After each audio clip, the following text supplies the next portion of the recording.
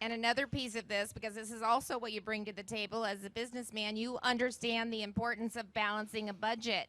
Just like we do in Iowa, we have a law that says you simply can't spend more than you take in. I mean, I think it's Incredible. pretty much common sense, but actually, even last year, we only spent 82% of our available revenue, and that's how we can continue to bring down taxes. So, and you just launched, I think, a new plan. So, how would you ensure that we get our fiscal house in order in Washington, D.C.? To talk a little bit more detail about that. This is one of the main reasons I'm running for president. I've got 5 kids, 13 to 23.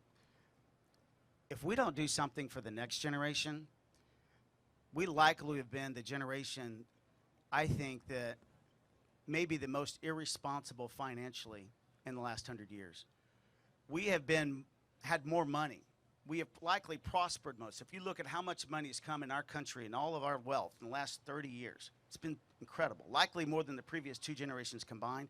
And if we don't solve this, I think 50 years from now, we're going to be known as the generation in history books. Wow, they prospered a lot, but they didn't sacrifice much.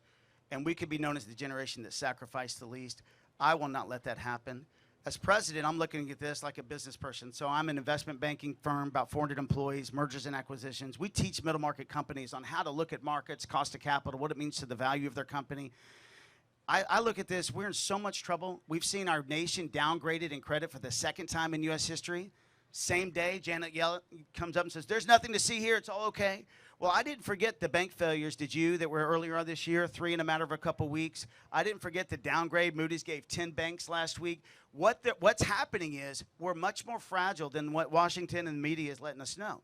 And the reason is because of our spending that we do, it has a consequence.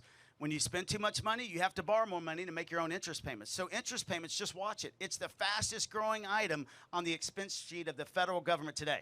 In 8 years from now, we're on track to be $50 trillion in debt, spending about 14% of our budget on interest, about as much as our military and defense. We can't do that. So what happens is we borrow money, and that's what causes all the inflation. So how many of you guys have experienced inflation in the last 2 years? I met with farmers yesterday, and they said, Ryan, my farm crop's okay, but everything is 30% higher. And so I just saw CPI numbers. They're 15%, but that's not accurate because that's a basket of 100 plus goods. What really matters, food, shelter, also fuel, gasoline. So only if you need to eat, sleep, or drive somewhere is it up 30%. Does anybody have to eat, sleep, or drive somewhere? So this is what's costing it if we don't get this fixed. So what am I going to do? I'm going to bounce the budget because we have to. And I'm going to propose a 7-year plan. We have launched it. It's on our website, binkley2024.com, a 7-year economic rescue plan that balances the budget, saves the U.S. dollar. The U.S. dollar is getting trampled. And right now, we could lose our place as the world's reserve currency in a few years if we're not careful. And that means a lot to us. Most people don't know what the debt does. Governor, you know what America does? Most people I talk to in Iowa, they don't know about exactly our debt or our credit or now why inflation is here. But inflation is here because of bad spending habits, which Republicans, including President Trump, did a lot of good things. I'm not going to knock him on the good things he did, a lot of good things. But we went $7.5 trillion in debt under his 4 years, a lot of it COVID, but not all of it. Yeah. And then, of course, we're doing the same thing now. So when we increase the money supply by 40% in just a couple years, that's inflation. Yeah.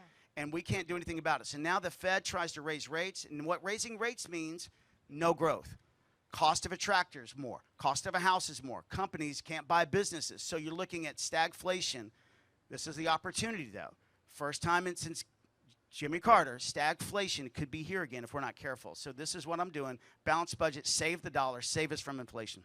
A businessman. That's what we need. We have to do it. Have to do it. Okay. We have to make hard decisions. Yeah. A lot of people ask me, how are you going to do that? Such a blocked Congress. I know it's not going to be easy. I see myself looking in the camera, talking to America, saying, look at your children. We have to do this together. We have to do it together. Okay.